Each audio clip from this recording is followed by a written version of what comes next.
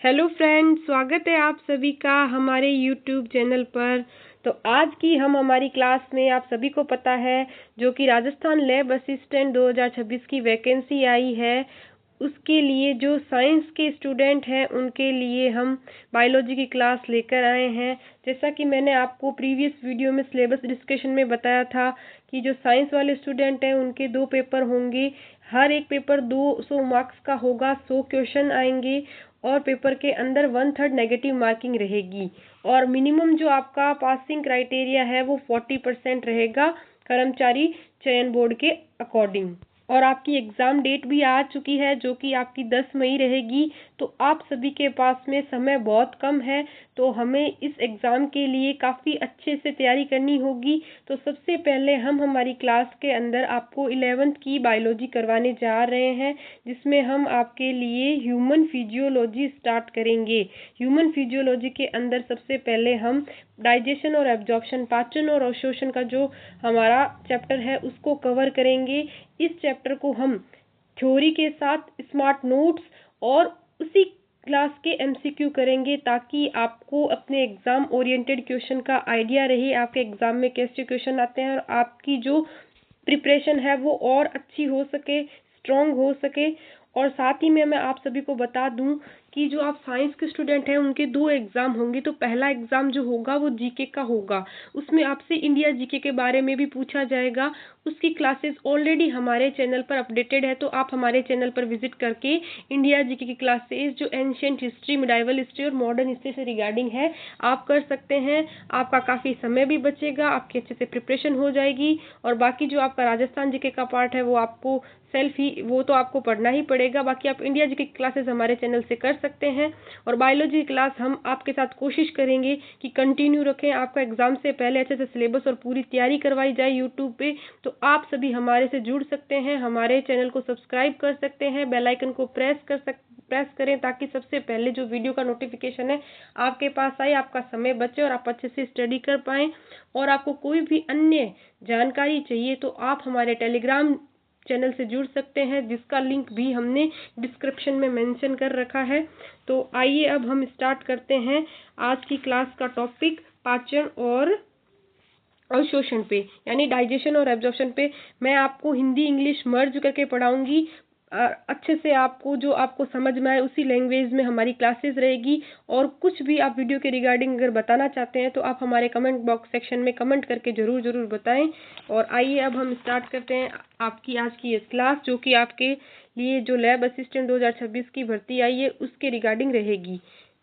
तो सबसे पहले हम देखते हैं, भोजन सभी जीवों की मूलभूत आवश्यकता है। आप सभी को पता है जब हम खाना खाते हैं तभी हम सरवाइव कर सकते हैं, अदरवाइज बॉडी जो है सरवाइव नहीं करेगी। और भोजन के जो मुख्य घटक होते हैं, अब जो हमारा भोजन है उसमें क्या क्या जो इम्पोर्टेंट होने चाहिए जिससे कि हमारी बॉडी को एनर्जी मिल सके, हमारी बॉडी अच्छे से काम कर सके। तो हमारे भोजन के अंदर मेनली हमें क्या क्या लेना चाहिए, कार्बोहाइड्रेट लेना चाहिए, प्रोटीन लेना चाहिए, वसा यानी फैट लेना चाहिए, विटामिन लेना चाहिए, खनिज लवण लेना चाहिए और जल, तो जो कि हमारा सबसे मूलभूत है। ये सब चीज़ों को हमारे भोजन के अंदर सम्मिलित करना चाहिए, तो हमारा संपूर्ण भोजन है जो अच्छा बनता है। अब हमारे जो भोजन है उसके कार्य क्या क्या होते हैं, तो आप सभी को पता है जब हम भोजन लेते हैं तो हमारी बॉडी को वो ऊर्जा प्रदान करता है और हमारे जो टिश्यूज़ हैं, सेल्स हैं, उनकी ग्रोथ करता है और उनको रिपेयर करता है, उनकी मरम्मत का कार्य करता है। मेटाबॉलिक प्रक्रियाओं को चलाना, जो भी हमारी बॉडी के अंदर मेटाबॉलिक प्रक्रियाएं चलती है वो भी हमारे भोजन लेते हैं उनको अच्छी तरीके से संचालित करता है। शरीर को डिहाइड्रेशन से, तो अगर हम पानी लेते हैं तो हमारी बॉडी डिहाइड्रेट होने से बचती है प्रचुर मात्रा में। अब जो भोजन में मौजूद जटिल अणु होते हैं उनको बायो मैक्रोमोलिक्यूल्स को सीधे प्रयोग नहीं कर सकता। अब हमारी बॉडी को हम जैसे अब खाते हैं खाना, तो वो सीधा थोड़ी डाइजेस्ट होगा, उसको छोटे छोटे टुकड़ों में तोड़ना होगा। उसको जैसे कोई उसकी फॉर्म है उसको शॉर्ट फॉर्म में तोड़ के ही वो अच्छे से डाइजेस्ट हो पाएगा। तो जैसे हम कार्बोहाइड्रेट लेते हैं तो उसको डाइसेकेराइड, पॉलीसेकेराइड, मोनोसेकेराइड में तोड़ना पड़ता है, तब जाके हमारी बॉडी उसका अवशोषण करती है। और इसलिए इन्हें सरल और घुलनशील पदार्थों में तोड़ा जाता है और इस प्रक्रिया को क्या है, पाचन कहते हैं। तो जैसे कि मैंने आपको बता दिया, हम जो रो खाते हैं उसको फर्दर हमारी बॉडी में तोड़ा जाता है। वो किसकी मदद से तोड़ा जाता है? एंजाइम्स की हेल्प से, हार्मोन्स की हेल्प से इनको तोड़ा जाता है। उसके बाद भी इनका अच्छे से पाचन होता है और पाचन होने से इस प्रक्रिया को हम डाइजेशन बोलते हैं।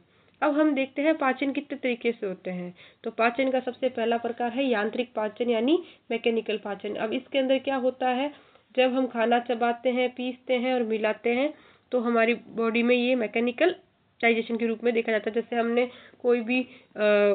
कोई पीस ऑफ फूड लिया, अपने मुंह में रखा, उसको चबाया, पीसा, तो उससे हम मैकेनिकल डाइजेशन बोलते हैं। दूसरा हमारा डाइजेशन जो होता है वो होता है हमारा केमिकल डाइजेशन, जो कि हमारा जैसे वो फूड है अंदर स्टमक में जाता है तो वहाँ पे HCl होता है, हाइड्रोक्लोरिक एसिड होता है, एंजाइम्स होते हैं, जो उसके कारण जो फूड है वो टूटता जाता है और अच्छे से उसको डाइजेशन, एब्जॉर्प्शन डाइजेशन होता है, वो मैकेनिकल बायोकेमिकल डाइजेशन उससे हम बोलते हैं। उसके बाद हम देखते हैं डाइजेस्टिव सिस्टम के बारे में। अब डाइजेस्टिव सिस्टम जो है, पाचन तंत्र दो भागों से मिलकर बना होता है। कौन कौन से दो भाग हैं वो? एक तो एलिमेंट्री कैनाल, आहार नाल, और दूसरा है एसोसिएटेड डाइजेस्टिव ग्लैंड।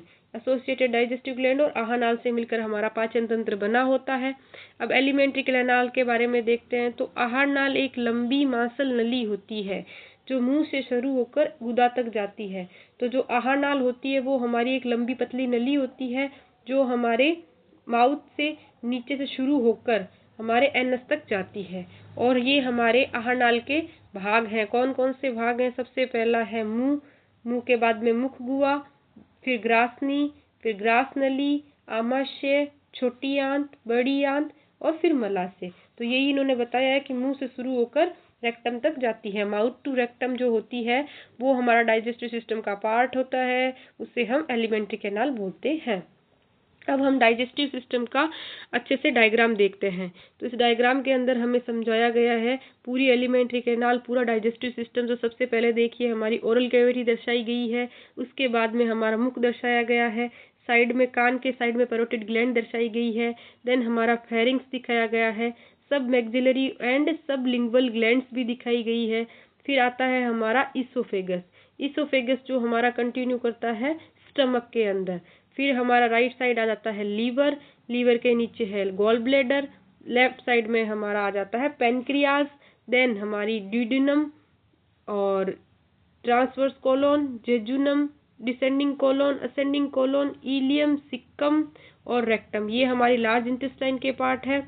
और ये वर्मी फॉर्म अपेंडिक्स जो हमारा वेस्टिजियल ऑर्गन होता है, और एनस लास्ट। ये हमारा पूरा डाइजेस्टिव सिस्टम का ओवरव्यू है। इसी के बेस पे हम 1 बाय 1 हमारे चैप्टर के अंदर डाइजेस्टिव सिस्टम को पढ़ेंगे। अब हम देखते हैं मुख गुहा, बक्कल कैविटी। तो बक्कल कैविटी में क्या क्या होता है? सबसे पहले आपको पता है मुंह से लेकर एनस तक हमें स्टडी करना, तो सबसे पहले मुंह की स्टडी करेंगे तो उसके अंदर हमें दांत और जीभ देखने को मिलती है। अब हम देखते हैं सबसे पहले दांत के बारे में। तो प्रत्येक दांत जबड़े की हड्डी के सॉकेट में लगा होता है। आप सभी को पता है कि जो जबड़े की हड्डी होती है, जैसे कि मान लो ये जबड़े की हड्डी है, इसके अंदर जो ये हमारा दांत लगा हुआ होता है, ठीक है। और इसे हम थेक्कोडोंट बोलते हैं। इसको हम क्या बोलते हैं? थेक्कोडोंट बोलते हैं। मनुष्य जीवन में 2 बार दांत आते हैं, आप सभी को पता है, इसलिए इसे डाइफोडोंट कहते हैं। जब दूध के दांत टूट जाते हैं तो नए दांत आते हैं। तो हमारे जीवन काल में हमें 2 बार दांत आते हैं, तो इसलिए मनुष्य को डाइफोडोंट बोलते हैं। दूध के दांत कितने होते हैं? 20 होते हैं। और जो परमानेंट दांत होते हैं वो कितने होते हैं? 32 होते हैं। अब दांतों के प्रकार के बारे में देखते हैं। तो दांत कितने प्रकार के होते हैं? 4 प्रकार के होते हैं। सबसे पहला है इंसीजर, जिससे हम कतरनी जो हमारे काटने के काम आते हैं। दूसरा है हमारा कैनाइन, जिसको हम रदनक बोलते हैं हिंदी में, और ये हमारे फाड़ने के काम आते हैं। तीसरा है हमारा प्रीमोलर, जो कि हमारे पीसने के काम आते हैं भोजन को।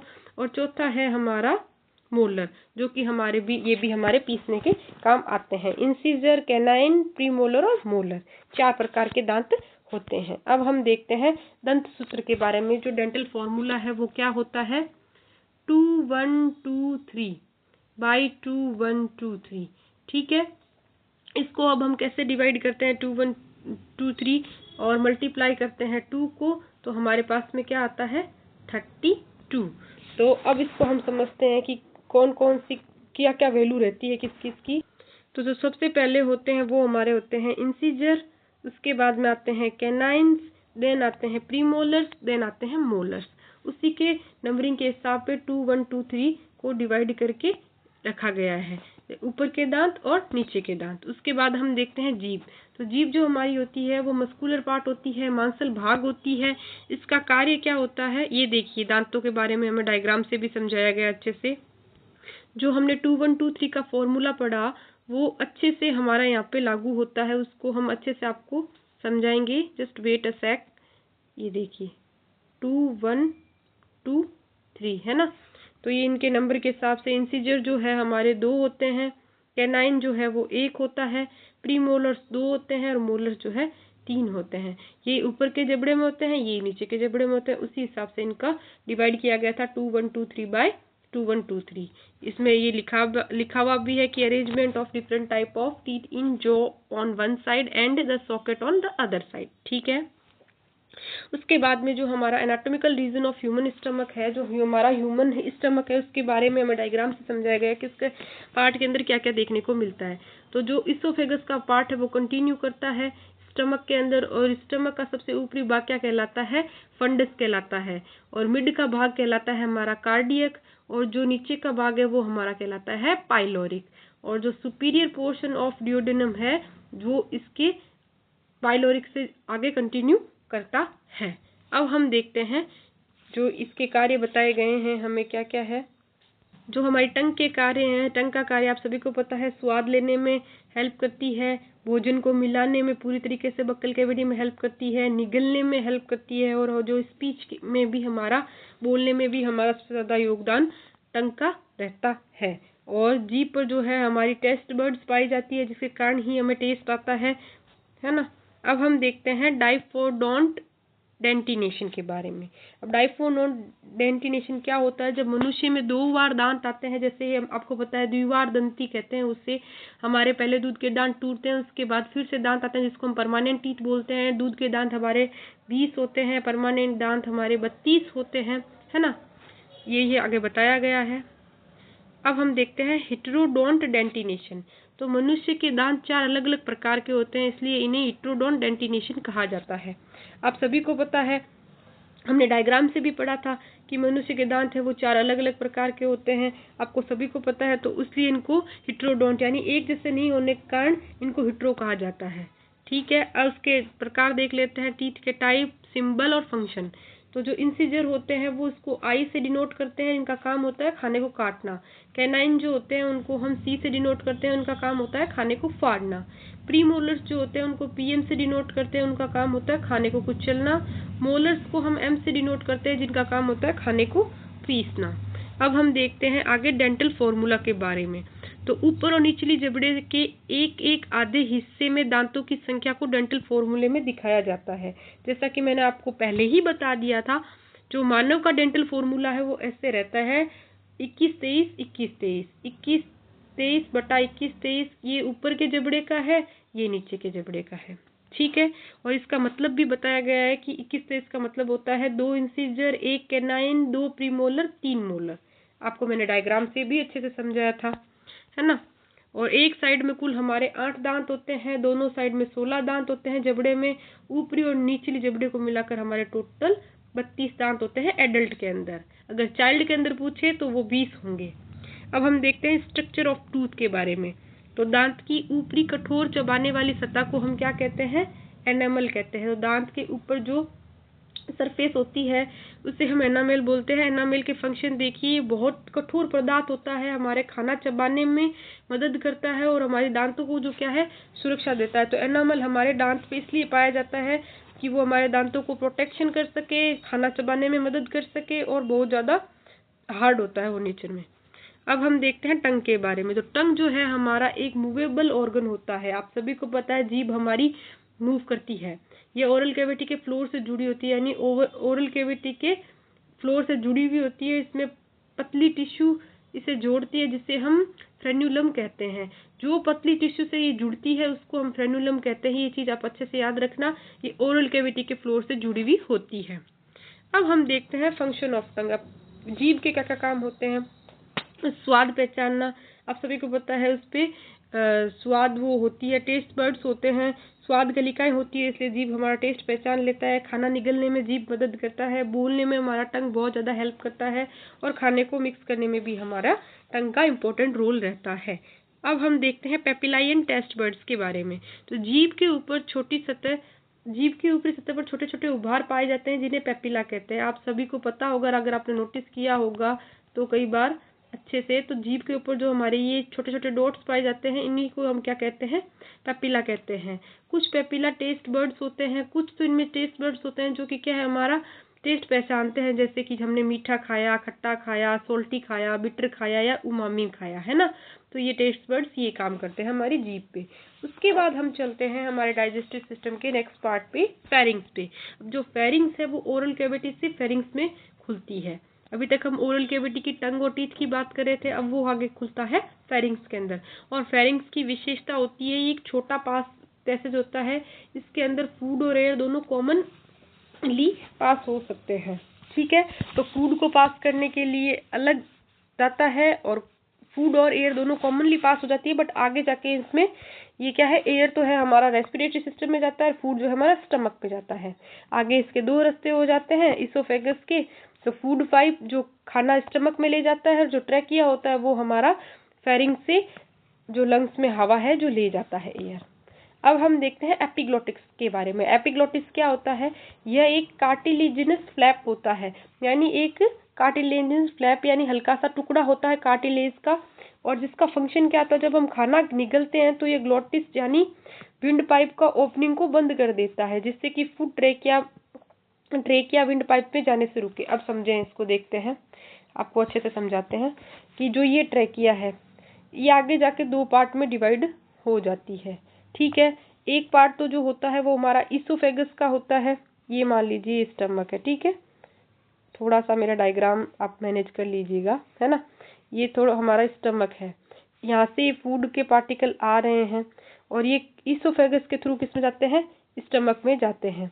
ये हमारी है इसोफेगस। ठीक है, अब इसमें क्या है, अगर ये वाला एरिया अगर खुला रहता है तो यहाँ पे भी तो जा सकता है ना फूड, जो कि हमारा ट्रेकिया वाला पार्ट है, बट ऐसा नहीं होता। जब फूड खाते हैं तो यहाँ पे एक पतला सा झिल्ली नुमा एक आ जाता है हमारा कार्टिलेजिनस में फ्लैप, जिसे हम बोलते हैं एपिग्लोटिस, जो कि हमारी ट्रेकिया को क्या है, बंद कर देता है, और फूड सीधा हमारे स्टमक में आ जाता है। अब हम देखते हैं आगे इसोफेगस के बारे में, जिसको हम क्या बोलते हैं, फूड पाइप बोलते हैं। इसोफेगस जो होती है हमारी एक लंबी और पतली ट्यूब होती है, जैसा कि मैंने अभी डायग्राम से समझाया था। ये फेरिंग से स्टमक को जोड़ती है, बिल्कुल हमने डायग्राम में देखा था। ये नेक, थोरैक्स और डायफ्राम से होकर गुजरती है, और अंत में ये स्टमक में खुलती है। अब हम देखते हैं गैस्ट्रो इसोफेजियल स्फिंक्टर। अब ये एक मस्कुलर वॉल होता है जो कि इसोफेगस और स्टमक के बीच में ओपनिंग को रेगुलेट करता है, और इससे एसिड रिफ्लेक्स नहीं होता। इसको भी मैं आपको समझाती हूँ कि जो ये मान लीजिए स्टमक है, ये हमारी ट्रेकिया है, ये ट्रेकिया बाइफरकेट दो भागों में डिवाइड होती है। यहाँ पे जो पाया जाता है, जो हम फूड लेते हैं तो क्लोज हो जाता है, उससे हम बोलते हैं एपिग्लोटिस।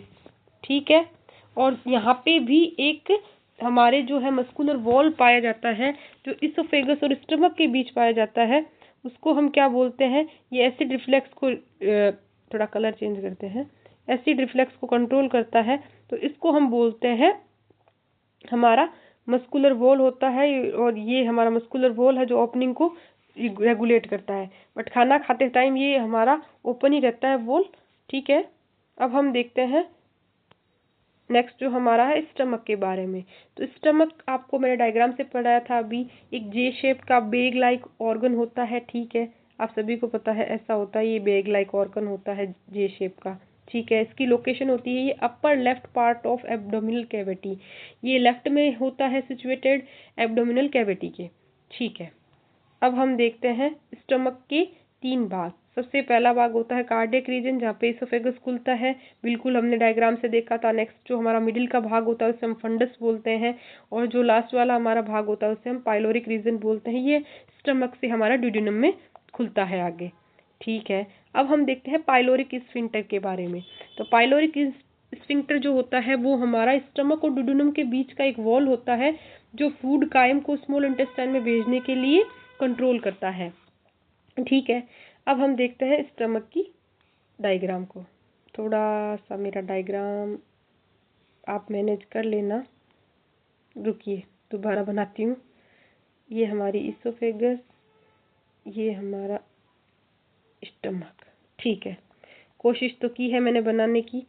तो ये है हमारा आपको पता है ये इसोफेगस है, इसोफेगस है ये हमारा।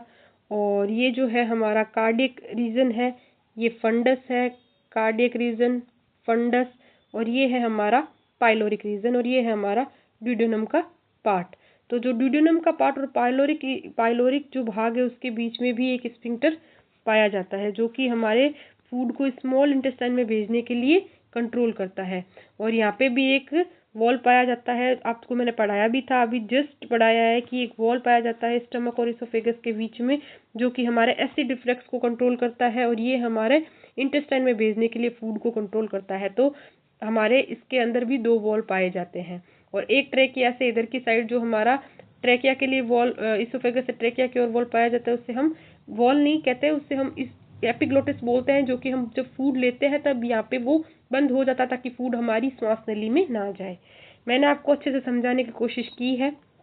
ठीक है, अब हम देखते हैं आगे स्मॉल इंटेस्टाइन के बारे में। तो स्मॉल इंटेस्टाइन 3 भागों में डिवाइड होती है। ठीक है, जो सबसे पहला भाग होता है उससे हम बोलते हैं ड्यूडेनम। ठीक है, ये यू शेप की होती है, आपको पता है, और स्मॉल इंटेस्टाइन का पहला भाग होती है और स्टमक से जुड़ी हुई होती है। ठीक है ना। उसके बाद हम देखते हैं जेजुनम। जेजुनम जो होता है वो हमारा मिडिल पोर्शन होता है स्मॉल इंटेस्टाइन का, और ये लंबा और कोलॉइड होता है। ठीक है, ऐसे काइंड ऑफ। ठीक है, उसके बाद में जो लास्ट पार्ट आता है उससे हम इलियम बोलते हैं। ये हाईली कोलॉइड होता है और ये लार्ज इंटेस्टाइन में जाकर खुलता है। आपको आई होप अभी तक जो पढ़ा है अच्छे से क्लियर हो गया होगा। अब हम देखते हैं लार्ज इंटेस्टाइन के मुख्य 3 भाग, है ना। तो लार्ज इंटेस्टाइन के जो 3 भाग होते हैं वो होते हैं सिक्कम, कोलोन और रेक्टम। ठीक है, इनको हमने डायग्राम से भी अच्छे से पढ़ा था। और जो हमारा सिक्कम है वो छोटा ब्लाइंड सैक होता है, यहाँ कुछ सिम्बायोटिक बैक्टीरिया भी रहते हैं। ठीक है, उसके बाद हम देखते हैं वर्मीफॉर्म अपेंडिक्स के बारे में, जो कि हमने डायग्राम में देखा था। ये सिक्कम से निकलने वाली एक फिंगर लाइक स्ट्रक्चर होती है, ये वेस्टिजियल ऑर्गन होता है, इसका कोई खास फंक्शन नहीं होता। आप सभी को पता है, मैंने बताया था कि जो हमारा ये जैसे काइंड ऑफ कुछ ऐसा निकला हुआ होता है उसे हम अपेंडिक्स बोलते हैं। ये हमारा अवशेषी ऑर्गन होता है, अवशेषी अंग होता है। ये हम इसको हमें हमारे लिए बॉडी के लिए कोई फंक्शन नहीं होता। तो कई बार इसमें भी कुछ इन्फेक्शन वगैरह होने से ये पेन करता है, तो इसको सर्जन है वो सर्जरी करके बाहर निकाल देता है, और ये फिंगर लाइक स्ट्रक्चर होती है। उसके बाद में कोलोन के 3 भाग हैं, असेंडिंग कोलोन, ट्रांसवर्स कोलोन और डिसेंडिंग कोलोन। ठीक है, उसके बाद हम देखते हैं रेक्टम और एनस के। जो डिसेंडिंग कोलोन होता है वो रेक्टम का भाग बनाता है, रेक्टम से फिर एनस में जाते हैं, एनस से जो हमारा फीसेस है, जो भी हमारा अपशिष्ट पदार्थ है वो शरीर से बाहर निकल जाता है। अब हम देखते हैं लेयर ऑफ एलिमेंट्री कैनाल। अब जो एलिमेंट्री कैनाल है उसमें क्या क्या लेयर्स देखने को मिलती है। सबसे पहले इसोफेगस से रेक्टम तक पाचन की नली में की दीवारों में 4 लेयर होती है। ठीक है, जो इसोफेगस है और रेक्टम तक हमारा सीधा क्या बताया गया है, हमें डाइजेस्टिव सिस्टम का पार्ट बताया गया। तो उसके अंदर जो है हमारी 1 2 3 4 4 लेयर से बना हुआ होती है उसकी वॉल, और वो उस लेयर कौन कौन सी होती है। तो अब हम देखते हैं इसोफेगस से रेक्टम तक की जो हमारी 4 लेयर्स होती है, उन लेयर्स के नाम क्या होते हैं। जैसे ये हमारे जो लेयर होती है, मतलब लेयर क्या, जो जैसे ऑर्गन होते हैं, उन ऑर्गन के अंदर 4 लेयर होती है, और वो लेयर किस किस नाम से होती है। सबसे पहले जो लेयर होती है सिरोसा कहते हैं, दूसरी लेयर को हम मस्कुलरिस कहते हैं, तीसरी लेयर को सब म्यूकोसा कहते हैं, चौथी लेयर को जो सबसे इंटरनल होती है उसे हम म्यूकोसा कहते हैं।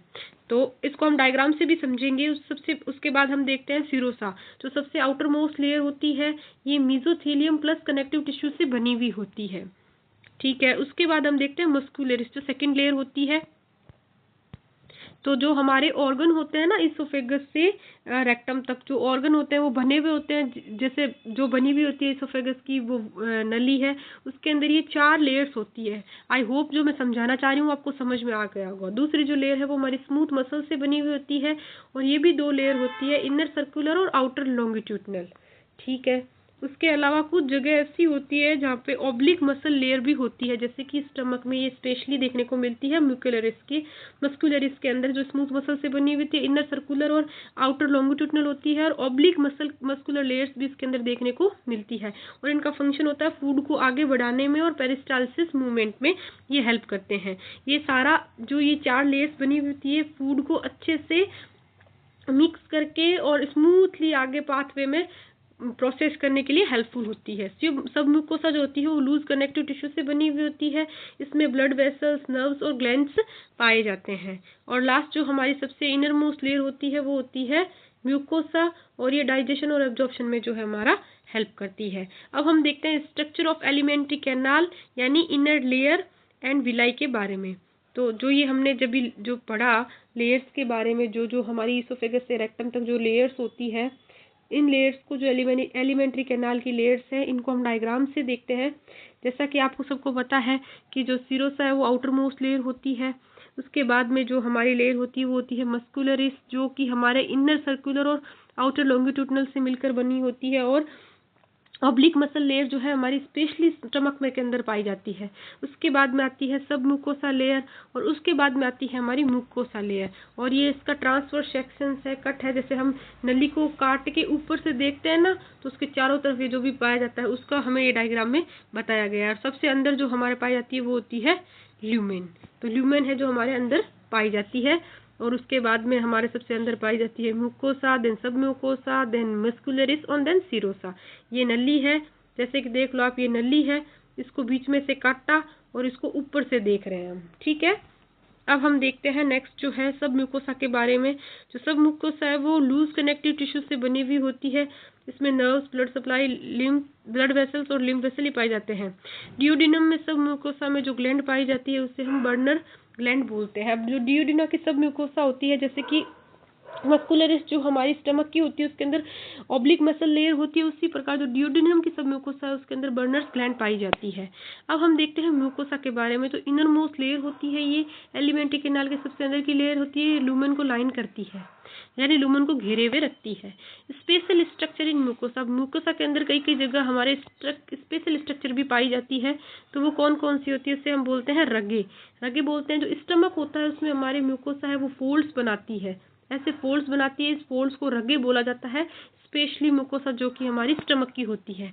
और इनका फंक्शन क्या होता है, इनका फंक्शन होता है स्टमक को एक्सपांड होने में, यानी तो जो हमारा स्टमक है उसको एक्सपांड होने में, यानी स्टमक जब पहले सिकुड़ा होता है, जब इसके अंदर फूड आता है तो उसको एक्सपांड करने में जो ये हमारे हैं ये हेल्प करती है। और उसके अलावा जो फूड स्टोर जब एक्सपांड होगा हमारा, तो ये हमारे फूड को भी स्टोर करती है म्यूकोसा, जो रगे के फॉर्म में हमारे स्टमक के अंदर पाई जाती है। उसके बाद में हम देखते हैं विलाई। तो विलाई जो है ये हमारी म्यूकोसा का जो चेंजेस है ये हमारे स्मॉल इंटेस्टाइन में देखने को मिलता है। ये फिंगर लाइक प्रोजेक्शंस होते हैं, इन्हें विलाई कहते हैं। और इनका जो फंक्शन होता है वो होता है हमारा फूड के एब्जॉर्प्शन को ये बढ़ाता है। तो जो रगे होता है वो स्टमक को एक्सपांड करता है, और जो विलाई होता है वो फूड को जो है हमारा एब्जॉर्प्शन बढ़ाता है। माइक्रो विलाई ये भी हमारी म्यूकोसा की चेंजेस होती है। ये हमारे विलाई की सेल्स की सरफेस पर बहुत छोटे प्रोजेक्शन देखने को मिलते हैं, जिनको माइक्रो विलाई बोलते हैं। अब जो ये जैसे ये विलाई है, इसके सरफेस पे छोटे छोटे छोटे छोटे प्रोग्रेशन देखने को मिलते हैं, इनको हम माइक्रो विलाई बोलते हैं। और ये ब्रश बॉर्डर अपीयरेंस देते हैं, जैसे कोई ब्रश है इसका बॉर्डर होता है उसके जैसे ये अपीयरेंस देते हैं, ठीक है। इनका फंक्शन होता है ये सरफेस एरिया को बढ़ा देते हैं, और एब्जॉर्प्शन जिससे क्या है एफिशिएंट हो जाता है, एब्जॉर्प्शन अच्छे से होता है। अब हम देखते हैं स्ट्रक्चर ऑफ विलाई के बारे में। तो हर विलियस में ये होते हैं। ब्लड कैपिलरीज में जो होते हैं विलाई वो हमारे न्यूट्रिएंट ऑब्जर्व करने के काम आते हैं। और जो लैक्टियल जो लार्ज लिम्फ वेसल्स होती है उनमें ये फैट को एब्जॉर्प्शन करते हैं विलाई। अब हम देखते हैं जो स्मॉल सेक्शन है स्मॉल इंटेस्टाइन का, उसमें विलाई जो है उसको हम देखते हैं। तो ये हमारा है विलाई, जो लैक्टियल होता है ये देखने को मिलता है। कैपिलरीज देखने को मिल रही है, आर्टरी देखने को मिल रही है, क्रिप्स देखने को मिल रही है, वेन देखने को मिल रही है। और ये हमारा सेक्शन है स्मॉल इंटेस्टाइन का, और उसको ब्रीफली हमें हिस्टोलॉजिकली बताया गया है। अब हम देखते हैं गोबलेट सेल के बारे में। जो गोबलेट सेल्स होती है वो हमारे एपिथेलियम म्यूकोसा एपिथेलियम में गोबलेट सेल्स पाई जाती है। और इनका जो फंक्शन होता है, म्यूकोसा के अंदर जो गोबलेट सेल्स पाई जाती है उनका फंक्शन होता है, ये हमारे म्यूकस सिक्रेशन में हेल्प करती है, फूड को लुब्रिकेंट करती है। जब म्यूकस का सिक्रेशन होगा तो फूड हमारा लुब्रिकेंट हो जाएगा, जैसे कि हमारा डाइजेशन है वो बहुत ज़्यादा स्मूथ हो जाएगा, फूड इजीली नीचे पास हो जाएगा, है ना। अब जो म्यूकोसल ग्लैंड्स होती है वो कौन कौन सी होती है? सबसे पहले जो म्यूकोसल ग्लैंड्स होती है वो होती है हमारी गैस्ट्रिक ग्लैंड्स, जो कि हमारे मेनली गैस्ट्रिक ग्लैंड, गैस्ट्रम बोलते हैं हम स्टमक को, तो स्टमक के अंदर पाई जाती है और ये गैस्ट्रिक जूस बनाती है। और ये गैस्ट्रिक जूस जो है हमारा क्रिप्स ऑफ लिबरक्यूनन, तो स्मॉल इंटेस्टाइन में विलय के बीच में जो पाया जाता है वो उसे हम कहते हैं क्रिप्स ऑफ लिबरक्यूनन। तो जो हमारे स्मॉल इंटेस्टाइन में जो ये से विलाई होते हैं, ये विलाई हैं जैसे, इनके बीच में जो स्पेस होता है उसे हम क्रिप्स ऑफ लिबरक्यूनन बोलते हैं, और ये इंटेस्टाइनल जूस के सिक्रेशन में हेल्प करते हैं। तो गैस्ट्रिक जूस, गैस्ट्रिक ग्लैंड जो गैस्ट्रिक जूस बनाती है, क्रिप्स ऑफ लिबरक्यूनन है वो स्मॉल इंटेस्टाइन में सिक्रेशन में हेल्प करती है। अब हम देखते हैं डाइजेस्टिव ग्लैंड्स के बारे में। तो एलिमेंट्री किनाल से जुड़े हुए मुख्य डाइजेस्टिव ग्लैंड कौन कौन से होते हैं? तो हम माउथ से एनस तक देखते हैं तो सलाइवरी ग्लैंड होता है, लीवर होता है, पैनक्रियाज होता है। तो सबसे पहले हम सलाइवरी ग्लैंड के बारे में देखते हैं। तो जो सलाइवरी ग्लैंड होती है वो तीन जोड़ी ग्लैंड से मिलकर बनी हुई होती है। सबसे पहली ग्लैंड होती है उसके अंदर पैरोटिड ग्लैंड, और ये हमारे चिक के एरिया में होती है और सबसे बड़ी सलाइवरी ग्लैंड होती है। इससे कि जो हमारा सलाइवा का सिक्रेशन होता है, जिससे कि हमारा फूड है जो लुब्रिकेट होता है, और फूड का डाइजेशन भी यहाँ से ही स्टार्ट हो जाता है। उसके बाद में आता है सब मैंडिबुलर यानी सब मैक्सिलरी ग्लैंड। तो मैंडिबल की जो नीचे पाई जाती है उसे हम सब मैंडिबल बोलते हैं, ये लोअर जो में होती है। उसके बाद में आती है सब लिंगुअल ग्लैंड। सब लिंगुअल मतलब लिंगुअल बोलते हैं टंग को, सब लिंगुअल मतलब जीभ के जो नीचे पाई जाती है। ये ग्लैंड्स जो होती है बक्कल कैविटी में सलाइवरी जूस को रिलीज करती है। अब सलाइवा का मेन फंक्शन देखते हैं, ये फूड को मॉइस्चर करता है, डाइजेशन ऑफ स्टार्च, जो स्टार्च का डाइजेशन है वो हमारे सलाइवरी एमाइलेज के अंदर जो सलाइवा से सीक्रेट होता है उसके अंदर होने लग जाता है। फूड को ये लुब्रिकेंट करता है और सोलोविंग यानी निगलने में फूड को आसान बनाता है। उसके बाद हम देखते हैं लीवर के बारे में। तो लीवर जो है हमारी शरीर की लार्जेस्ट ग्लैंड है, ये आपके एग्जाम के पॉइंट ऑफ व्यू से इम्पोर्टेंट पॉइंट है। और इसका वजन क्या होता है? 1.2 to 1.5 किलोग्राम होता है एडल्ट के अंदर लीवर का वजन। उसकी लोकेशन होती है ये एब्डोमिनल कैविटी में डायफ्राम के नीचे पाया जाता है, राइट साइड लीवर पाया जाता है हमारा। और लीवर की स्ट्रक्चर देखते हैं तो लीवर के अंदर हमारे मेनली 2 लोब्स पाए जाते हैं, और इसका स्ट्रक्चर और फंक्शनल जो यूनिट होता है उसको हम हेपेटिक लोब्यूल बोलते हैं। ये भी इम्पोर्टेंट बात है कि जो हिपेटिक लोब्यूल क्या होते हैं, ये हमारी स्ट्रक्चरल और फंक्शनल यूनिट होती हैं लीवर के। और लीवर का थोड़ा सा डायग्राम बना के मैं आपको समझाऊं तो कुछ ऐसा, और ये लोब, ठीक है, हिपेटिक लोब्यूल। तो इसमें हिपेटिक सेल्स होती है, ऑब्वियसली सी बात है, हिपेटम हम लीवर को बोलते हैं, लीवर की सेल्स को हिपेटिक सेल्स बोलेंगे। और ये सेल्स जो है हमारी धागे नुमा संरचना में कोट लाइक स्ट्रक्चर में अरेंज होती है। अब हम देखते हैं गिल्सन कैप्सूल के बारे में। तो गिल्सन कैप्सूल क्या होता है? हर हिपेटिक लोब्यूल के ऊपर पतली कनेक्टिव टिश्यू की लेयर होती है, जिसे हम गिल्सन कैप्सूल कहते हैं। यानी उसकी जो हमारे लीवर की जो हिपेटिक लोब्यूल्स होते हैं तो उसके ऊपर एक कनेक्टिव टिश्यू की लेयर पाई जाती है, उसे हम गिल्सन कैप्सूल कहते हैं। तो हमारे जो हिपेटिक लोब्यूल हैं, जैसे तो जो ये मान लीजिए जैसे कि आप वापस ये 2 लोब हैं, इनके ऊपर जो लेयर होती है इससे हम ये कनेक्टिव टिश्यू की होती है, तो इसे हम गिल्सन कैप्सूल बोलते हैं। Bile and gall bladder. तो बाइल के बारे में, ये हिपेटिक सेल्स जो है हमारी बाइल बनाती है, ठीक है। तो लीवर से ही हमारा बाइल का फॉर्मेशन होता है, हिपेटिक सेल्स हमारी बाइल बनाती है। बाइल का जो रास्ता होता है हिपेटिक सेल्स से हिपेटिक डक्ट में, हिपेटिक डक्ट से गॉल ब्लैडर में, ये इसका रास्ता है।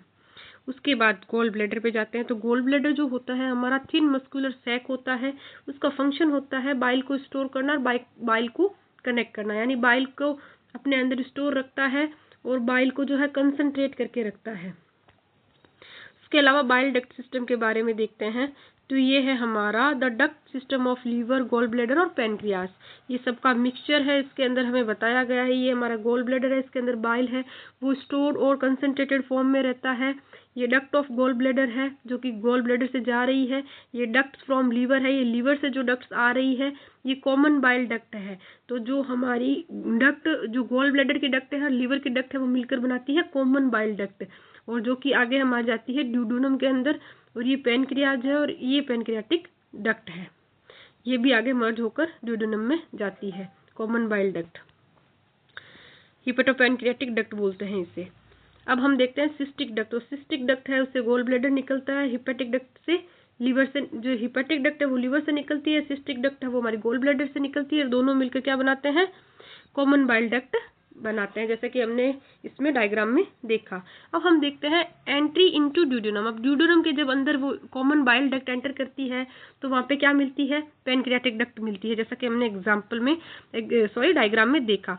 और उसको हम क्या बोलते हैं, कॉमन हिपेटो पैनक्रियाटिक डक्ट। दोबारा देख लीजिए, दोबारा मैं आपको समझा देती हूँ डायग्राम से।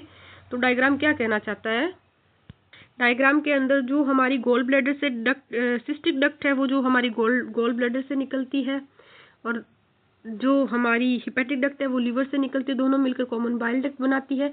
उसके बाद में जो ये हमारी कॉमन बाइल डक्ट और पैनक्रियाटिक डक्ट मिलकर हिपेटो पैनक्रियाटिक डक्ट बनाती है। यहाँ तक हमने पढ़ा अच्छे से। अब हम देखते हैं, हाँ ये ड्यूडेनम में खुलती है आगे जाकर। उसके बाद में स्फिंक्टर ऑफ ओडी। तो इस ओपनिंग को कंट्रोल करने के लिए एक वॉल होता है, उसको हम स्फिंक्टर ऑफ ओडी नाम देते हैं। तो देखिए जो डायग्राम में दोबारा, ये जो डक्ट है यहाँ पे ये खुलती है हिपेटोपैनक्रियाटिक डक्ट। उसको खुलने के लिए यहाँ पे हमारा एक स्फिंक्टर होता है। अगेन उसको हम ओपनिंग को कंट्रोल करने के लिए एक वॉल होता है या लेयर होती है या स्फिंक्टर होता है, तो उसे हम स्फिंक्टर ऑफ ओडी बोलते हैं। ठीक है, अब हम देखते हैं पेनक्रियाज के बारे में। तो पेनक्रियाज आप सभी को पता है कि इलोंगेटेड ग्लैंड होता है, ये यू शेप का ग्लैंड होता है जो ड्यूडेनम के बीच में होता है, जैसे अभी आपने देखा ये इस टाइप में कुछ होता है पेनक्रियाज अपना। पेनक्रियाज दो प्रकार की ग्लैंड्स होती है, एक्सोक्राइन ग्लैंड और एंडोक्राइन ग्लैंड। अब हम देखते हैं एक्सोक्राइन का मतलब क्या आता है, एक्सोक्राइन ग्लैंड क्या होती है। एक्सोक्राइन ग्लैंड जो है हमारी पैनक्रियाटिक जूस बनाती है। पैनक्रियाज के अंदर जो पैनक्रियाटिक जूस बनाती है ये अल्कलाइन होता है, इसकी पीएच क्या आती है 7 से ज़्यादा होती है, और ये इसके अंदर जो है डाइजेस्टिव एंजाइम पाए जाते हैं। और जो एंडोक्राइन ग्लैंड होती है वो हमारी हार्मोन बनाती है, जैसे कि इंसुलिन और ग्लूकागोन, और ये हार्मोन्स हैं ब्लड ग्लूकोज लेवल को जो है रेगुलेट करते हैं। और एक्सोक्राइन का मतलब होता है जो जिसके अंदर डक्ट में इनका सर्कुलेशन जाता है। एंडोक्राइन का मतलब होता है जो डक्ट लेस होती है, ये अपना सीक्रेशन सीधा ब्लड के अंदर भेजती है। अब हम देखते हैं डाइजेशन ऑफ फूड। तो डाइजेशन ऑफ फूड दो प्रोसेस से होता है, मैकेनिकल डाइजेशन, और जिसको हम देखते हैं फूड को फिजिकली तोड़ना, जैसे कि मैस्टिकेशन से हम जैसे भी कोई बाइट लेते हैं तो उसको दांत से चबा चबा के तोड़ते हैं, सलाइवे के साथ मुंह के अंदर मिक्स करते हैं, देन उसको निगलते हैं। तो और केमिकल डाइजेशन, तो जो हम निगलते हैं फूड को, उसके एंजाइम की मदद से जब फूड ब्रेक डाउन होता है तो वो स्टार्च जो है वो शुगर में कन्वर्ट हो जाता है, प्रोटीन जो है वो अमीनो एसिड के अंदर, फिर फर्दर जो एंजाइम की हेल्प से जो हमने निगला है, तोड़ा है, चबाया है, उसको अंदर स्टमक में जाते ही ये इसमें सूज जाते हैं। उसके बाद में हम देखते हैं फंक्शन ऑफ बक्कल कैविटी। तो बक्कल कैविटी के हमारे मेनली दो फंक्शन होते हैं। कौन कौन से होते हैं, सबसे पहला फंक्शन जो होता है वो होता है मैस्टिकेशन यानी चबाना। टीथ जो होते हैं वो फूड को च्यू करते हैं यानी चबाते हैं। उसके बाद में सोलोविंग फैसिलिएशन, यानी जो टंग है उसको बोलस बनाकर फेरिंग्स की तरफ भेजती है।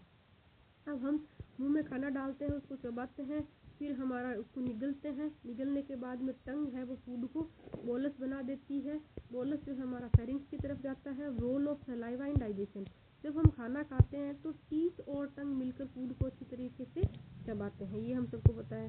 फिर उसके अंदर म्यूकस इन सलाइवा, जो सलाइवा है वो म्यूकस में होता है, सलाइवा उसको लुब्रिकेट कर देता है, म्यूकस के फॉर्म में उसको लसलसा बनाकर फूड पार्टिकल्स को लुब्रिकेट करता है और एक गोल मास जैसा बना देता है। उससे हम जो हमारा मुंह के अंदर जो फूड पार्टिकल होता है उससे हम बोलस बोलते हैं, जिसका प्राइमरी डाइजेशन होता है माउथ के अंदर।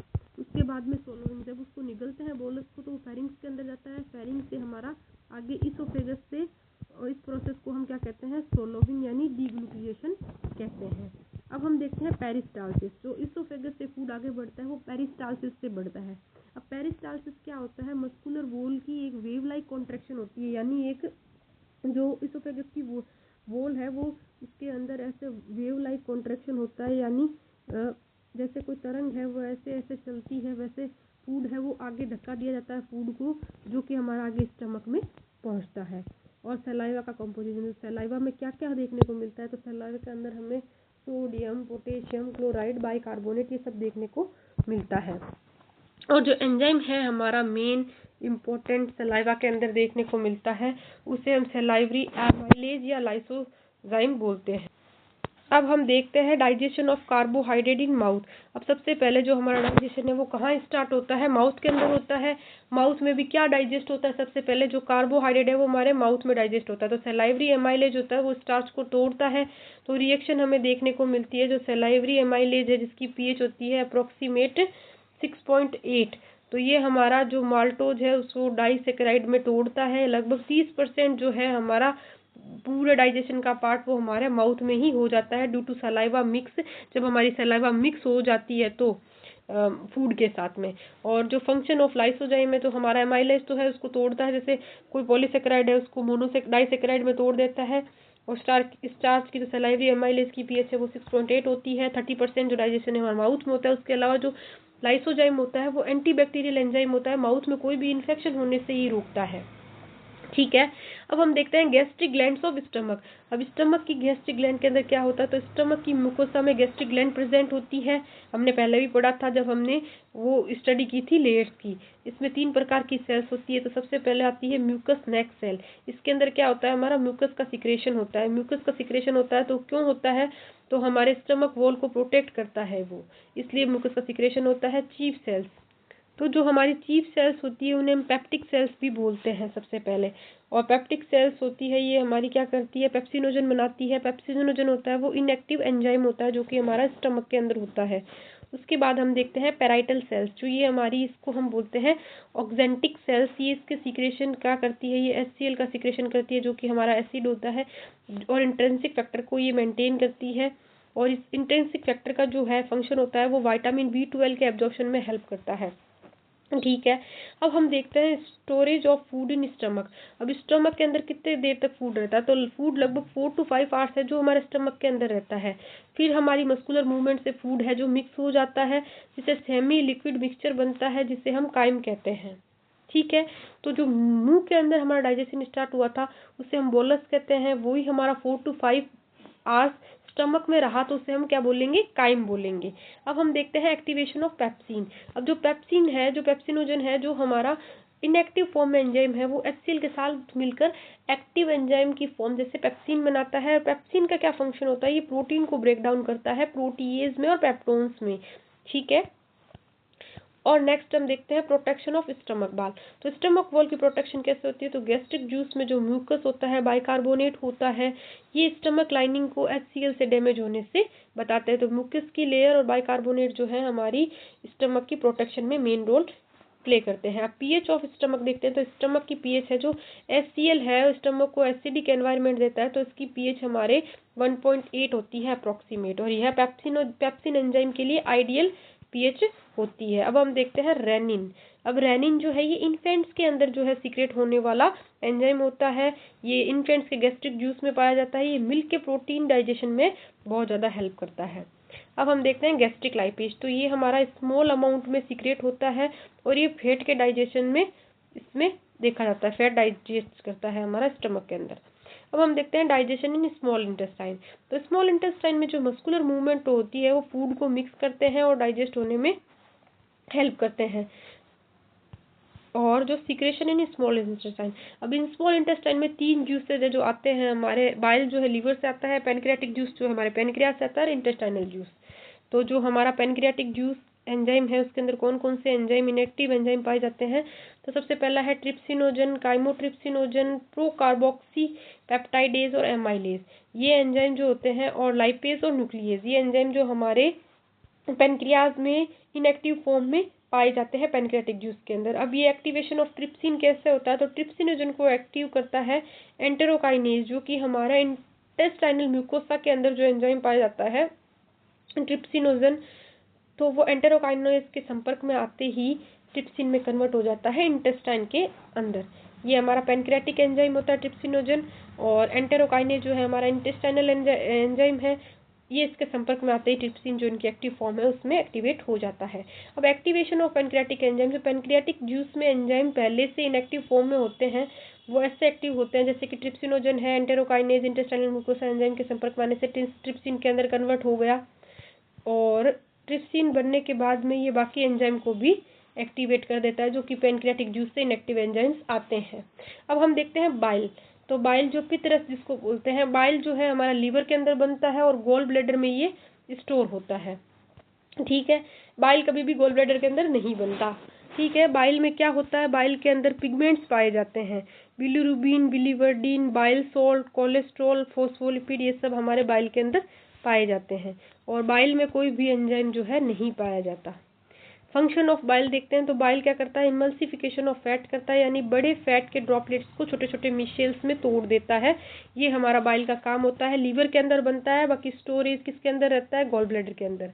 लाइपेज एंजाइम को एक्टिवेट करता है और फैट के डाइजेशन को आसान बनाता है। नेक्स्ट हम देखते हैं इंटेस्टाइनल जूस, जिसको हम बोलते हैं succus entericus.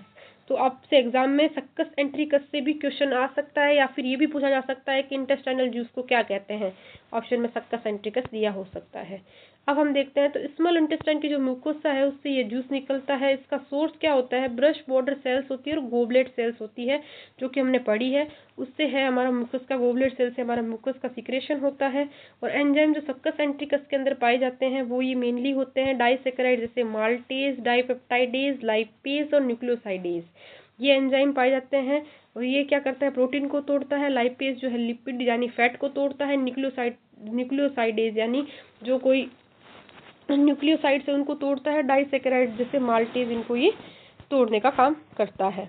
Protection of intestine, intestine को प्रोटेक्ट कौन करता है, तो म्यूकस जो है, म्यूकस की लेयर वो प्रोटेक्ट करती है। पेनक्रियाटिक बाइकार्बोनेट है जो इसकी लेयर को प्रोटेक्ट करता है। और बर्नर ग्लैंड्स जो है इसके सिक्रेशन को प्रोटेक्ट करती है। ये सब मिलकर इंटेस्टाइन को एसिड से प्रोटेक्ट करते हैं और अल्कलाइन मीडियम जो है इसका मेंटेन करके रखते हैं। इसकी पीएच जो होती है इंटेस्टाइन की वो होती है 7.8।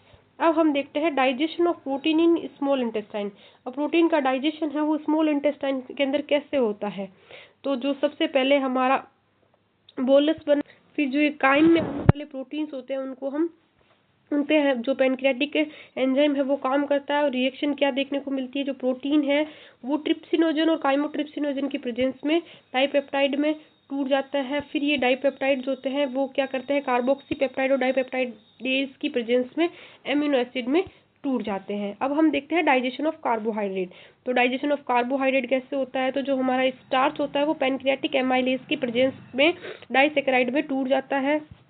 और फिर ये डाइसेकेराइड है जो जैसे माल्टेज, सुक्रेज, लैक्टेज, ये मोनोसेकेराइड में टूट जाते हैं। और मोनोसेकेराइड का एग्जांपल है जैसे कि हमारा ग्लूकोज, फ्रक्टोज, गैलेक्टोज, ये हमारी मोनोसेकेराइड्स हैं।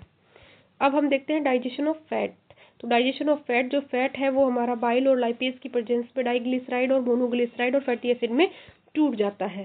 डाइजेशन ऑफ न्यूक्लिक एसिड, जो न्यूक्लिक एसिड है वो न्यूक्लियस की प्रेजेंस में न्यूक्लियोटाइड और न्यूक्लियोसाइड के अंदर है, टूट जाता है। और फाइनल डाइजेशन है वो हमारा सक्कस एंट्रिकस एंजाइम जो है हमारा फाइनल डाइजेशन करता है, जो कि हमारा स्मॉल इंटेस्टाइन के अंदर पाया जाता है। और ये फाइनल जो प्रोडक्ट है वो एब्जॉर्ब करता है, वो कौन कौन से हैं, तो कार्बोहाइड्रेट है वो मोनोसेकेराइड के अंदर एब्जॉर्ब करता है, और प्रोटीन है वो अमीनो एसिड के अंदर, फैट है वो हमारा एसिड और ग्लिसरॉल के अंदर, और न्यूक्लियोसाइड जो है हमारा उसमें हमारा फाइनल प्रोडक्ट बनता है टूटकर। तो ये हमारा बड़ा मॉलिक्यूल है, ये इसका सबसे छोटा मॉलिक्यूल है। तो स्टार्ट इससे करके डाइजेशन इस पे क्लोज करते हैं। अब हम देखते हैं final digestion in small intestine. तो स्मॉल इंटेस्टाइन में जो एंजाइम होते हैं वो कॉम्प्लेक्स मॉलिक्यूल को सिंपल मॉलिक्यूल में सिंपल अब्जॉर्ब मॉलिक्यूल में बदल देते हैं। जैसा कि हमने देखा कि कार्ब जो है कॉम्प्लेक्स है, इसकी मोनोसेकेराइड फॉर्म में इसको कन्वर्ट करके यहाँ पे इसका एब्जॉर्प्शन हो जाता है। प्रोटीन डाइजेशन में जो डाइपेप्टाइड्स होते हैं उनको डाइपेप्टाइडेज की प्रेजेंस में एमिनो एसिड में तोड़ा जाता है। कार्बोहाइड्रेट डाइजेशन में माल्टोज है वो माल्टेज की प्रेजेंस में ग्लूकोज और ग्लूकोज में टूटता है। ये रिएक्शन आपके एग्जाम के पॉइंट ऑफ व्यू से इंपॉर्टेंट है, अच्छे से देखना आप। जो लैक्टेज है वो लैक्टेज की प्रेजेंस में ग्लूकोज और गैलेक्टोज में टूटता है। तो अगर आपसे एग्जाम में क्वेश्चन पूछ लिया जा सकता है कि जो हमारी माल्टोज है वो डाइसेकेराइड है या मोनोसेकेराइड है, तो ऑब्वियसली ये हमारी डाइसेकेराइड है, तभी तो इसको तोड़ा गया है। मोनोसेकेराइड तो जैसे ग्लूकोज है, गैलेक्टोज है, ये मोनोसेकेराइड्स है, इनको आगे फर्दर नहीं तोड़ा जा सकता। सुक्रोज है वो भी हमारी डाइसेकेराइड है, टेबल शुगर बोलते हैं इसको, ये ग्लूकोज और फ्रक्टोज में टूट जाती है। उसके बाद में न्यूक्लिक एसिड डाइजेशन में देखते हैं, जो न्यूक्लियोटाइड्स होती है वो न्यूक्लियोटाइडेज की प्रेजेंस में न्यूक्लियोसाइड में टूटती है। जो न्यूक्लियोसाइड है वो हमारा न्यूक्लियोसाइडेज की प्रेजेंस में शुगर और नाइट्रोजन लास्ट टूट जाती है। अब हम देखते हैं फैट का डाइजेशन। तो फैट के डाइजेशन के अंदर जो डाइग्लिसराइड होते हैं वो मोनोग्लिसराइड के अंदर डाइग्लिसराइड मोनोग्लिसराइड है वो लाइपेज की प्रेजेंस में फैटी एसिड और ग्लिसरॉल जो ये लास्ट स्मॉल यूनिट है इसमें टूट जाते हैं। ठीक है। अब वेयर डाइजेशन एंड एब्जॉर्प्शन अकर। अब डाइजेशन का प्रोसेस और एब्जॉर्प्शन कहाँ कहाँ होता है, तो मेजर डाइजेशन जो है हमारा ड्यूडेनम के अंदर स्मॉल इंटेस्टाइन में देखने को मिलता है। एब्जॉर्प्शन जो है हमारा जेजुनम और इलियम के अंदर देखने को मिलता है। अनडाइजेस्टेड फूड है जो हमारा लार्ज इंटेस्टाइन के अंदर चला जाता है। अब फंक्शन ऑफ लार्ज इंटेस्टाइन देखते हैं। तो लार्ज इंटेस्टाइन होता है इसमें सिग्निफिकेंट डाइजेशन नहीं होता। इसका जो मेन फंक्शन होता है ये क्या करता है, वाटर का एब्जॉर्प्शन करता है, मिनरल का एब्जॉर्प्शन करता है, कुछ ड्रग का एब्जॉर्प्शन कर लेता है और म्यूकस सीक्रेशन को मेंटेन करके रखता है। अब रोल ऑफ म्यूकस क्या होता है, तो रोल ऑफ म्यूकस ये होता है कि वाटर पार्टिकल्स को ये बाइंड कर लेता है और पासेस को ये लुब्रिकेट करता है जिससे कि हमारा जो फीसेस है वो इजीली पास आउट हो सके और वो लुब्रिकेट रहे। Formation of faeces. अब जो फॉर्मेशन ऑफ फीसेस है वो कैसे होता है, तो जो हमारा अनडाइजेस्टेड फूड है जो सिक्कम जिसको बोलते हैं ये इलियोसिकल वॉल्व में प्रवेश कर जाता है। उससे इलियोसिकल वॉल्व है वो फिकल मैटर का बैक फ्लो को रोकता है और वहाँ पे स्टोर कर लेता है इसको ये। तो ये इसको ये रेक्टम के अंदर फीसेस को स्टोर कर लिया जाता है और फिर बाद में रेक्टम से डेफिकेशन के टाइम जो रिफ्लेक्स बनता है तो एनएस के थ्रू इसको बाहर निकाल दिया जाता है। अब कंट्रोल ऑफ डाइजेस्टिव सिस्टम के बारे में देखते हैं। तो डाइजेस्टिव सिस्टम दो प्रकार से कंट्रोल होता है। एक तो न्यूरल कंट्रोल देखने को मिलता है हमने, जिसमें कि ये हमारा नर्वस सिस्टम के द्वारा कंट्रोल किया जाता है। जैसे कि एग्जांपल देखिए, फूड की स्मेल और फूड की साइट और फूड का टेस्ट, ये सब क्या करते हैं हमारी सलाइवा को सिक्रेशन बढ़ा देते हैं जिससे कि हमारा ये नर्वस कंट्रोल होता है। जैसे कि सीएनएस और लोकल नर्व्स के द्वारा ये कंट्रोल किया जाता है और जिसमें कि हमारे पेरिस्टालसिस और डाइजेस्टिव सीक्रेशन देखने को मिलता है जो कि इसको कंट्रोल करते हैं। और जब हार्मोनल कंट्रोल होता है तो डाइजेस्टिव हार्मोन जैसे गैस्ट्रिक और इंटेस्टाइनल म्यूकोसा के अंदर जो बनते हैं ये हार्मोन भी कंट्रोल करते हैं हमारे डाइजेस्टिव सिस्टम को, जैसे gastric juice, pancreatic juice, intestinal secretions, ये सब। अब हम देखते हैं एब्जॉर्प्शन ऑफ डाइजेस्टेड प्रोडक्ट्स। अब हम देखते हैं एब्जॉर्प्शन ऑफ डाइजेस्टेड प्रोडक्ट्स के बारे में। तो इसकी डेफिनेशन देखते हैं सबसे पहले। तो एब्जॉर्प्शन की डेफिनेशन होती है डाइजेस्टेड न्यूट्रिएंट्स का इंटेस्टाइनल म्यूकोसा से ब्लड या लिम्फ में जाना, उसको हम बोलते हैं एब्जॉर्प्शन। जो कि डाइजेस्टेड न्यूट्रिएंट्स होते हैं वो हमारे इंटेस्टाइनल म्यूकोसा से ब्लड स्ट्रीम में चले जाते हैं, ब्लड स्ट्रीम से या फिर लिम्फ में चले जाते हैं। अब टाइप ऑफ एब्जॉर्प्शन मैकेनिज्म देखते हैं। सिंपल डिफ्यूजन से जो कंसंट्रेट ग्रेडियंट के कारण जो एब्जॉर्प्शन होता है उसे हम सिंपल डिफ्यूजन बोलते हैं। इसका एग्जांपल है ग्लूकोज जो कि स्मॉल अमाउंट में डिफ्यूज होता है, अमीनो एसिड और क्लोराइड आयंस। अब हम देखते हैं फैसिलिटेड ट्रांसपोर्ट के बारे में। इसमें जो है कि फैसिलेशन के लिए कैरियर प्रोटीन है जो कि उसकी मदद से हमारा एब्जॉर्प्शन होता है। इसका एग्जांपल है फ्रक्टोज और कुछ एमिनो एसिड्स। और इसमें जो कैरियर आयंस होते हैं वो सोडियम प्लस हेल्प करते हैं। अब हम देखते हैं एक्टिव ट्रांसपोर्ट के बारे में। तो एनर्जी है जो एटीपी की मदद से एब्जॉर्प्शन होता है, जिसमें एनर्जी लगती है, एटीपी का यूज होता है एब्जॉर्प्शन में। उनके एग्जांपल है glucose, amino acid, sodium ion. उसके अलावा जो एब्जॉर्प्शन ऑफ वाटर होता है, वाटर का एब्जॉर्प्शन ओस्मोसिस के द्वारा होता है। वाटर का मूवमेंट है तो ओस्मोटिक ग्रेडियंट के अनुसार मेम्ब्रेन के आर पार होता है। तो एक्टिव ट्रांसपोर्ट में सब्सटेंस कंसंट्रेशन ग्रेडियंट के ऑपोजिट जाते हैं। इसमें एनर्जी की जरूरत पड़ती है क्योंकि जब वो ऑपोजिट जाने लगते हैं तो हमें एनर्जी की रिक्वायरमेंट पड़ती है उसको लाने के लिए। अब एक्टिव ट्रांसपोर्ट से जो एब्जॉर्प्शन होने वाले जो सब्सटेंस है वो कौन कौन से हैं, जैसे कि ग्लूकोज हुआ, एमिनो एसिड हुआ, इलेक्ट्रोलाइट हुआ जैसे सोडियम, पोटेशियम, ये सीधे ब्लड में एब्जॉर्ब होते हैं। एब्जॉर्प्शन ऑफ फैट, जो फैटी एसिड और ग्लिसरॉल वाटर है, ग्लिसरॉल वाटर में इनसोल्यूबल होते हैं। आप सभी को पता है फैटी एसिड और ग्लिसरॉल है जो वाटर में इनसोल्यूबल होते हैं, इसलिए सीधे ब्लड में नहीं जा सकते। तो इनका स्टेप होता है फैट एब्जॉर्प्शन का। तो फैटी एसिड और ग्लिसरॉल है वो मिसेल्स के अंदर यानी छोटे ड्रॉपलेट्स के अंदर टूट जाते हैं। मिसेल है वो इंटेस्टाइनल म्यूकोसा में चली जाती है और वहाँ पे जाकर फिर ये काइलोमाइक्रोन्स बनाते हैं जिसमें क्या है प्रोटीन कोटेड फैट ग्लोब्यूल्स होते हैं ये। और ये बाद में फिर काइलोमाइक्रोन से ये लिम्फ वेसल में लैक्टेल्स के रूप में जाते हैं, जाके ये लिम्फ से ये फिर बाद में ब्लड स्ट्रीम में जाते हैं। तो ये इसकी पूरी मैकेनिज्म है। अब site of absorption in digestive system, तो माउथ में जो हमें कुछ कुछ जो ड्रग्स होते हैं वो माउथ में एब्जॉर्ब हो जाते हैं, कुछ स्टमक में एब्जॉर्ब होते हैं, जैसे वाटर, अल्कोहल, सिंपल कुछ शुगर्स वगैरह हुई। उसके अलावा जो स्मॉल इंटेस्टाइन है उसके अंदर जो मैक्सिमम एब्जॉर्प्शन यही होता है, जैसे ग्लूकोज हुआ, फ्रक्टोज हुआ, और उसके अलावा amino acid, fatty acid, glycerol, vitamin, ये सब जो है हमारे मिनरल्स, ये सारे हमारे स्मॉल इंटेस्टाइन के अंदर एब्जॉर्ब होते हैं। उसके अलावा जो लार्ज इंटेस्टाइन है उसके अंदर वाटर, मिनरल्स और कुछ ड्रग्स है वो यहाँ पे एब्जॉर्ब होते हैं। अब हम देखते हैं एसिमिलेशन के बारे में। तो एसिमिलेशन, न्यूट्रिएंट्स का बॉडी टिश्यू के द्वारा यूज करना, उसको हम एसिमिलेशन बोलते हैं।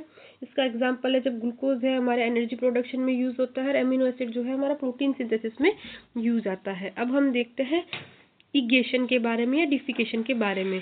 तो जो हमारी बॉडी का अनडाइजेस्टेड फूड है, जो कि हमारा लार्ज इंटेस्टाइन से वाया रेक्टम से जो वहाँ पे कलेक्ट हो जाता है, फीसेस के थ्रू हमारी बॉडी से बाहर निकल जाता है। तो फीसेस जो है हमारे रेक्टम में जमा हो जाता है। जब न्यूरल रिफ्लेक्स होता है, हमारा डिफिकेशन अर्ज होता है, तब हमारी बॉडी से डिफिकेशन के द्वारा जो फीसेस है वो एनस के द्वारा बाहर निकल जाता है। ये वॉलेंट्री प्रोसेस होता है, मूवमेंट है उसके अंदर इन्वॉल्व होती है, और इसमें मास पेरास्टाल्टिक मूवमेंट देखने को मिलता है। अब हम देखते हैं डिसऑर्डर ऑफ डाइजेस्टिव सिस्टम। अब कोई बॉडी के अंदर डाइजेस्टिव सिस्टम में कई डिजीज हो सकती है, जिसमें कि है इंटेस्टाइनल इन्फेक्शन। ये हमारा बैक्टीरिया, वायरस या पैरासाइट के द्वारा ये डिजीज देखने को मिलती है। इसका एग्जांपल है जैसे tapeworm, roundworm, hookworm, pinworm, threadworm, ये सारे हमारे पैरासाइट्स हैं। उसके अलावा जॉन्डिस, जो कि हमारा लिवर डैमेज का लिवर को डैमेज करता है। बिलिरुबिन पिगमेंट का इसके अंदर एक्यूमुलेशन देखने को मिलता है। बिलिरुबिन पिगमेंट के कारण ही हमारा स्किन का, आईज का, नेल्स का कलर है जो येलो दिखने को मिलता है। अब हम और देखते हैं जो डिसऑर्डर है हमारे डाइजेस्टिव सिस्टम के, जैसे कि वोमिटिंग। अब वोमिटिंग जो होती है, हमारे स्टमक का जो कंटेंट होता है वो माउथ के थ्रू बाहर निकल जाता है रिवर्स पेरिस्टालसिस से। नॉर्मल पेरिस्टालसिस से तो फूड आगे जाता है, रिवर्स पेरिस्टालसिस से वापस बाहर निकल जाता है, उसे हम वोमिटिंग बोलते हैं। यह है कि रिफ्लेक्स रिएक्शन होता है, इसे कंट्रोल करता है वोमिटिक सेंटर, जो कि हमारा मेडुला ऑब्लोगेंटा की ब्रेन में प्रेजेंट होता है। इसका सिम्टम होता है कि हमें नोशिया फील होने लग जाता है। और डायरिया जो होता है हमारा, फ्रीक्वेंटली लूज वाटरी स्टूल्स जो होते हैं उसे हम डायरिया कहते हैं। ये बाउल मूवमेंट बढ़ा देते हैं, और इसके इफेक्ट के फलस्वरूप जो हमारी है कि फूड जो है इंटेस्टाइन में जल्दी पास हो जाता है और प्रॉपर एब्जॉर्प्शन नहीं हो पाता। इसकी वजह से हमें डिहाइड्रेशन और वीकनेस भी देखने को मिलती है। उसके बाद आता है हमारे पास में कॉन्स्टिपेशन। तो कॉन्स्टिपेशन जो होता है हमारा, फीसिस जो है हमारा रेक्टम में लंबे समय तक जो है एक्यूमुलेट रहता है, जमा रहता है, और ये इरेगुलर बाउल मूवमेंट होने के कारण हमें ये देखने को मिलता है। और इसका सिम्टम है हमें हार्ड स्टूल पास आउट होता है, और डिफिकल्टी होती है डिफिकेशन में। रिफ्लेक्स बनने के बाद भी काफ़ी डिफिकल्टी होती है डेफिकेशन के अंदर। अब देखते हैं इनडाइजेशन। अब जब फूड प्रॉपर्ली डाइजेस्ट नहीं होता तो हमारा स्टमक है, हमें फुलनेस के साथ फील होता है, डिस्कम्फर्ट फील होने लग जाती है। और इसका कारण होता है कि हमें कोई भी इनएडुकेटेड एंजाइम सीक्रेशन की वजह से भी हो जाता है, एंजाइटी, स्ट्रेस की वजह से भी होता है, फूड पॉइजनिंग की वजह से भी हमारा स्टमक है वो इनडाइजेशन फील होता है, ओवर ईटिंग की वजह से भी हो सकता है। समटाइम हम स्पाइसी फूड खा लेते हैं तो उसकी वजह से भी हमें इनडाइजेशन देखने को मिलता है। तो आइए अब हम करते हैं हमारे इस चैप्टर के डाइजेस्टिव सिस्टम के एमसीक्यू। सबसे पहला क्वेश्चन देखते हैं, गैस्ट्रिक जूस कंटेन। अब गैस्ट्रिक जूस के अंदर क्या क्या पाया जाता है? ऑप्शन है हमारे पास pepsin, lipase, rennin, trypsin, lipase, rennin, trypsin, pepsin and lipase, और ट्रिप्सिन, पेप्सिन और रेनिन। तो आप सभी को पता है हमारे जो गैस्ट्रिक जूस है वो पेप्सिन, लाइपेज और रेनिन से पाया जाता है उसके अंदर। नेक्स्ट है हमारे पास में succus entericus is the name given to. अब सक्कस एंट्रिकस किसको नाम दिया गया है? A junction between ileum and large intestine, intestinal juice, swelling in the gut और अपेंडिक्स। तो जो इंटेस्टाइनल जूस होता है उससे ही हम सक्कस एंट्रिकस बोलते हैं। नेक्स्ट क्वेश्चन देखते हैं। अब हमें कॉलम मैच करना है। अब हम देखते हैं नेक्स्ट क्वेश्चन। तो नेक्स्ट क्वेश्चन है हमारा कॉलम मैच का। तो आप सभी को पता होगा कि जो ये हमारा कर्मचारी बोर्ड है जो ये एग्जाम लेता है उसमें हमारे सिंपल ये क्वेश्चन तो आते नहीं है कि डायरेक्ट ये पूछ लिया, वो हमें कॉलम मैच वाले क्वेश्चन भी देते हैं, तो उसके साथ हमें ऑप्शंस भी मिलते हैं। तो उस हिसाब से भी हमें प्रिपरेशन करते हुए चलना है हमारी क्लासेस में। आपके लिए प्रीवियस पेपर को एनालिसिस करके साथ ही में आपको जो हमारा पैटर्न रहता है कर्मचारी चयन बोर्ड का, उसी हिसाब से आपको क्वेश्चंस की प्रैक्टिस करवाई जाएगी, क्वेश्चंस करवाए जाएंगे जो हम थ्योरी करवाते हैं आपको। तो हम फर्स्ट कॉलम को सेकंड कॉलम से मैच करते हैं। तो सबसे पहला हमारे पास में है बिलीरुबिन और बिलीवर्डिन, तो ये हमारा मैच होता है बाइल के साथ में। नेक्स्ट है हाइड्रोलाइसिस ऑफ स्टार्च, तो स्टार्च का हाइड्रोलाइसिस किसके द्वारा होता है? एमाइलेज के द्वारा। डाइजेशन ऑफ फैट, तो डाइजेशन ऑफ फैट किसके द्वारा होता है? लाइपेज के द्वारा। सलाइवरी ग्लैंड जो है हमारी पैरोटिड ग्लैंड के पास सिचुएटेड होती है। तो ये इसका answer second, fourth, third and first, तो सब ऑप्शन हमें दिए हुए नहीं है। नेक्स्ट क्वेश्चन देखते हैं। नेक्स्ट क्वेश्चन जो है हमारा वो है मानव में वसा के पाचन के दौरान बनने वाले मिसेल्स मुख्यतः किसके कारण बनते हैं? ऑप्शन देखते हैं। Pancreatic lipase, bile salt, pepsin और माल्टेज। तो जो हमारे पाचन में वसा के दौरान बनने वाले मिसेल्स हैं वो हमारे बाइल सॉल्ट्स के कारण बनते हैं। नेक्स्ट क्वेश्चन देखते हैं। निम्न में से कौन सा एंजाइम निष्क्रिय रूप में स्रावित होकर आंत में सक्रिय होता है और अन्य एंजाइमों को भी सक्रिय कर देता है? तो इनमें हमें बताना कि कौन सा एंजाइम है जो इनएक्टिव होता है पर बाद में आंत में आने पर ही एक्टिव होकर बाकी सभी एंजाइमों को भी एक्टिव कर देता है। तो ऑप्शन देखते हैं। पेप्सिनोजन, ट्रिप्सिनोजन, एमाइलेज और माल्टेज। तो इसका सही आंसर क्या होगा? ट्रिप्सिनोजन जो है वो इनएक्टिव फॉर्म में होता है, फिर ये एक्टिव हो जाता है सक्कस सेंट्रिकस के साथ में आकर और जो अन्य एंजाइम्स होते हैं उनको भी एक्टिव कर देता है। नेक्स्ट क्वेश्चन देखते हैं। छोटी आंत यानी स्मॉल इंटेस्टाइन में उपस्थित बर्नर्स ग्लैंड का मुख्य कार्य क्या होता है? HCl का स्राव करना, अम्लीय माध्यम बनाना, क्षारीय म्यूकस स्रावित कर आंत की रक्षा करना या प्रोटीन का पाचन करना। तो जो ये क्षारीय म्यूकस स्रावित करता है और आंत की जो रक्षा करता है हमारा बर्नर्स ग्लैंड। नेक्स्ट क्वेश्चन देखते हैं। वसा के अवशोषण के दौरान बनने वाले काइलोमाइक्रोन्स किस मार्ग से रक्त तक पहुंचते हैं? तो जो हमारा फैट का एब्जॉर्प्शन होता है काइलोमाइक्रोन्स का, वो किस मार्ग से पहुंचते हैं? तो ऑप्शन देखिए। ब्लड कैपिलरी से वेन पर, लेक्टिकल से लिम्फ और लिम्फ से ब्लड पर, या हेपेटिक पोर्टल वेन से, या डायरेक्ट डिफ्यूजन इनटू ब्लड में। तो आप सभी को पता है ये लेक्टिकल से इंटेस्टाइनल म्यूकोसा से, फिर लेक्टिकल्स में, लेक्टिकल से लिम्फ में, लिम्फ से ब्लड में ट्रांसफर होता है। नेक्स्ट क्वेश्चन देखते हैं। निम्न में से कौन सा कथन सही है? बाइल में पाचक एंजाइम होते हैं, बाइल वसा का रासायनिक पाचन करता है, बाइल वसा का इमल्सीकरण करता है, या बाइल प्रोटीन को तोड़ता है। तो सबसे पहले आप ये विशेष बात ध्यान रखेंगे, जब एग्जाम में क्वेश्चन करेंगे तो इसमें क्या पूछा गया है? कथन सही पूछा गया है सबसे पहली बात। तो अब जो कथन इसमें सही है, बाइल जो है हमारी वसा का इमल्सिफिकेशन करता है। नेक्स्ट क्वेश्चन देखते हैं। निम्न में से कौन सा एंजाइम डाइसेकेराइड को मोनोसेकेराइड में चेंज करता है? ऑप्शन देखते हैं। Amylase, maltase, lipase, trypsin. तो आप सभी को पता होना चाहिए जो माल्टेज है हमारा वो डाइसेकेराइड को मोनोसेकेराइड में चेंज करता है। नेक्स्ट क्वेश्चन देखते हैं। पाचन तंत्र में अधिकतम अवशोषण किस भाग में होता है?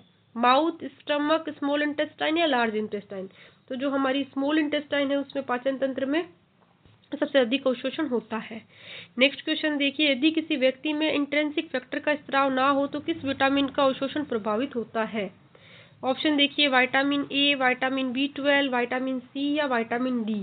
तो जो विटामिन B12 है उसका अवशोषण जो है प्रभावित होता है।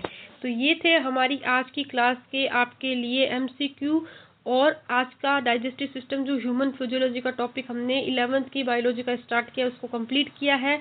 साथ ही में उसी के रिगार्डिंग प्रीवियस पेपर को एनालिसिस करके आपके लिए क्वेश्चंस करवाए जाएं ताकि आपकी प्रिपरेशन और अच्छे से मजबूत हो, स्ट्रॉन्ग हो और एग्जाम के लिए आप अच्छे से प्रिपेयर हो जाएं। आपका कोई भी क्वेश्चन है गलत ना हो, थ्योरी के पर्पज से भी और MCQ के पर्पज से भी आप काफ़ी अच्छी प्रैक्टिस हो। अगर आपको ये वीडियो क्लासेस अच्छी लगती है तो प्लीज़ इस क्लास को लाइक कीजिए, चैनल को सब्सक्राइब कर लें और बेल आइकन को प्रेस करें ताकि आपको आने वाली वीडियो क्लासेस का नोटिफिकेशन सबसे पहले आपको मोबाइल पे मिल जाए। और साथ में अगर आप हमसे जुड़ना चाहते हैं, अन्य कोई जानकारी प्राप्त करना चाहते हैं तो डिस्क्रिप्शन में हमने हमारा टेलीग्राम लिंक दे रखा है, आप वहां से जुड़ सकते हैं। और अगर आपको इस क्लास की PDF चाहिए जो मैंने पढ़ाया है तो वो भी हम आपको वहाँ पे प्रोवाइड करवाएंगे टेलीग्राम पे। और साथ में अगर आपको कुछ भी वीडियो के रिगार्डिंग बताना है तो कमेंट सेक्शन में कमेंट करके ज़रूर बताएं। मिलते हैं नेक्स्ट वीडियो में नेक्स्ट क्लास के साथ। Thank you.